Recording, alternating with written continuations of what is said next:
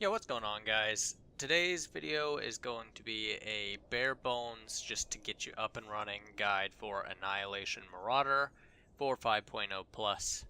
And just a quick little thing on me, I played for 4 or 5 years at this point, with breaks throughout, of course, but I've taken my fair share of progression rating and regular rating and raid leading and all that stuff, so I have a good understanding of how the game works, but these aren't supposed to be progression rating guides. These are for people who have never played the spec or are coming back to the game and just want, to know what's going on just so they can get up and running again. And then if they want the more in-depth guides, they can go to Dolphy and read up everything that's there, which is where I go scan over, basically just get an idea of what I'm doing, and then once I think I have a pretty good feel about what's going on, that's when I put this video out. The next one's probably going to be Arsenal Mercenary, and I've usually played a Juggernaut, but this time around I'm actually really enjoying my Marauder, so I'm playing it more. I liked it, and then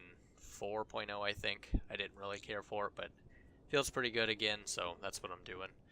But the way I'm going to structure these videos is I'm going to break it up at the beginning for your utilities, just a generic build that you can run, and your other notable, quote-unquote, non-rotational abilities, and then I'll show you the priority system and the gist of the rotation, so you get a general idea of what to be doing. So, starting out with your utilities, this is just the general build that I'm going to use. This is one specifically that I make sure to take just because I like having it, where if you use your rest and recover, you're going to build Fury over time, which I really like, so I just make sure that I take that. This one down here, save reward, grants immunity to stuns, lift, incapacitating. Not a big deal, but save reward heals you, which, I don't find utilities to be a huge deal, but obviously there are going to be some that are better than others. This is another one that I make sure to take. Predation no longer requires or consumes Fury, but it has a cooldown, so you could basically just be popping that off cooldown if you really wanted. And reduce the cooldown of Force Choke I take just in case I need some focus or some Fury to build, in between stuff, which is one of my fillers. Reduce the damage taken from area effects, that's always nice. Cloak of Pain's active, it generates 1 rage whenever you're attacked. Again, more rage. Oh, it's called rage, not fury. That's my bad. More rage is always good, because more rage equals more damage, basically. Damage reduction, again, build 2 fury when you're attacked. All good. Increase the damage dealt by Cloak of Pain, which I'll get into that in a second. So that's basically going to be it for your utilities. I will leave this up here just so you can see them if you need them. But down here into the few non-rotational abilities to just keep in mind. Well, I'll slide this over here so you can see the detail panel.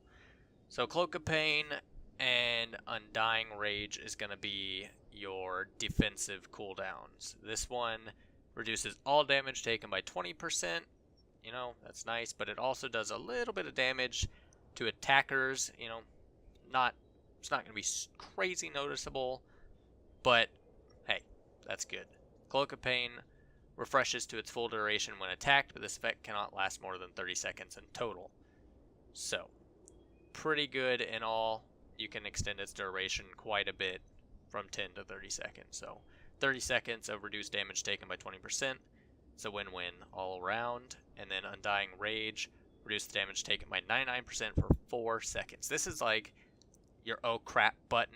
You're about to die and you just need to give healers a second to top you off or, get you back up there. So a bit more of an extreme cooldown, has a longer cooldown because it is a bit better, obviously. So keep that in mind. And then these 3 right here, this perk here, which when you use this, you're going to build stacks, so you can use Berserk or Bloodthirst. Let's just cancel that. So Frenzy will automatically build 30 stacks. So depending on fight lengths, they might ask you as soon as you go in to pop Bloodthirst, and if that's the case, just make sure you build up your stacks, and then you could hop in, use your Berserk so you get your critical chance on your bleeds, and then you pop Frenzy and then immediately pop Bloodthirst. So that's stacking up some big damage just using those. But Frenzy's mainly what I use it for, if I really need to, if I'm not comboing them like that, is if people want Bloodthirst, I can pop this and then instantly pop Bloodthirst just so it gets there right when people need it. But, it's all situational really for these three. Mad Dash is another just mobility kind of thing. If your leaps on cooldown or you just need to get out of an AoE real quick, you can just pop this, dash right out of it. And then Predation, which used to take the 30 stacks of Fury that we just talked about, but now has a 30-second cooldown because of the perk that we took. Increases your group's movement speed, which is really good for like when your group needs to move, kind of like on one of the Ravagers fights with the AoEs, stuff like that. More organized groups will move kind of together and stack them, but again, situational kind of thing. And it's a little bit of a defensive for everybody. So for parts where people are taking a lot of damage, you can pop this and, try to help out a little bit. But that's going to do it for this section, and in just a second I will be on my ship, actually, and Force Camouflage. This is a drop some of your threat, but you can also use it just maneuvering around to stealth through some stuff. Also increases your movement speed by a tiny bit, so keep that in mind. But now, on that note, I will be moving to the ship, and I will show you the gist of the rotation. Alright, so here we are on the ship, and these dummies, if you don't know, you can buy them through your legacy. I'm not even going to begin to try to show you where because it's been so long, but you can buy them in your legacy, so that's the only way right now. I think you can parse on your own. I think there's some on one of the ships at the fleet. I'm not 100%. I'm pretty sure there are, though. So another thing, I'm not going to go into your stats or anything because I have not even began to look into that stuff.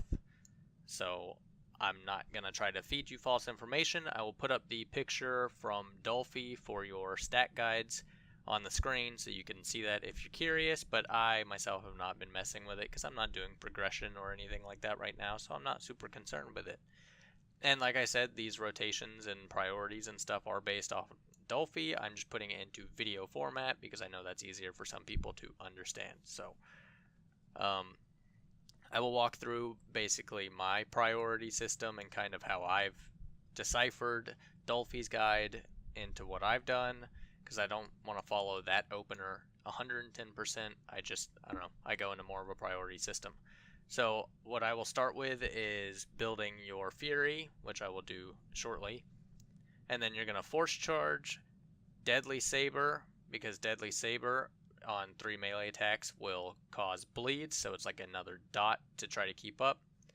You want to Force Charge, Deadly Saber, pop your Berserk, and then I'm going to Battering Assault, Annihilate, Force Rend, and then Rupture. And I do that because Force Rend does give you Rage, so I just go ahead and spend a little bit of it, get it out of the way, get Annihilate on cooldown because you want to use this button, or this ability, on cooldown. This is going to be your main Rage generator here, Battering Assault. Dual Saber Throw I basically use off cooldown. You do get it to proc, so use it when it procs if you can, but there are times you just need to use something, so that's one of those abilities. Ravage, another thing, I just use it off cooldown. But your main thing is making sure you use Deadly Saber off cooldown because it's one of your dots, technically. Force Rend off cooldown, and Rupture whenever, because these have the same duration. So you want to, they both have a 9-second cooldown, so once you see this about to finish cooling down, you can go ahead and hit Rupture and then Force Rend. Or if you didn't want to be that,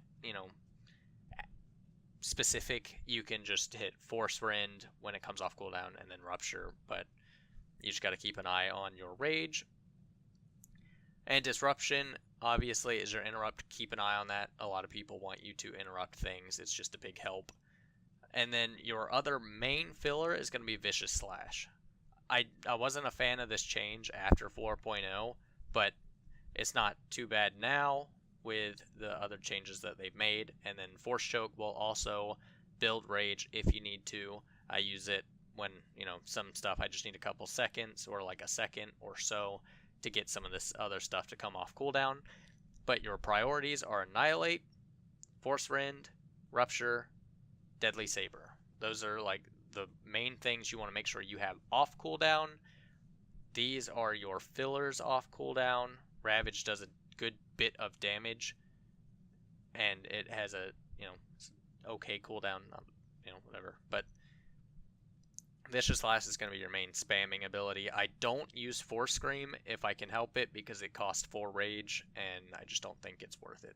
And another thing for AoE encounters is going to be Force Rend, Rupture, and then Smashing, and that will spread Force Rend and Rupture to your other enemies that Smash hits, so you can dot spread to get damage going on other people since you don't have a ton of actual AoE abilities to use. So I'll go over that one more quick time, and then I'll go through it for a couple seconds just so you can see it, and then we'll wrap this up. You're going to Force Charge, you're going to Deadly Saber, you're going to Berserk, Battering Assault, Annihilate, Force Rend, Rupture, and then most of the time at that point you're going to have a dual Saber Throw proc. You're going to use that. I'll use like a Vicious Slash, and then I'll Ravage, Vicious Slash until these other things come off cooldown, and then you just follow the priority system. It's exactly how I do it, so I'll go ahead and go through this.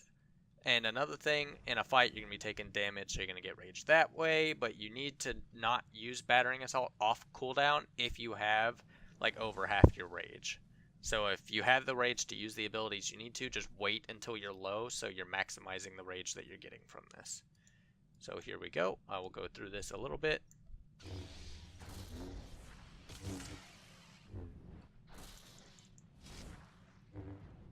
So we got a proc, use that, hit one of these, Ravage, go ahead and use Rupture again, Force Rend, I'm going to wait on Battering Assault, use one of these, now I'm going to Battering Assault, pop Berserk off cooldown, go ahead and reapply Rupture, Force Rend, Ravage, Annihilate. It's not a terribly complicated rotation. It's just following your priorities and making sure that you keep things that need to be on cooldown, and you will be just fine.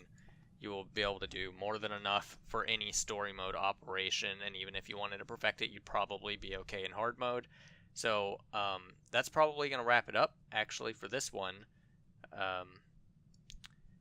Like I said, the next one will probably be Arsenal Mercenary. I'm not sure when I'll have that out. But if this helped at all, please feel free to share it with other people if you need to. If it helped, again, drop a like, comment, anything would be greatly appreciated. So until next time, I will talk to you guys later. See ya. The power of the dark side.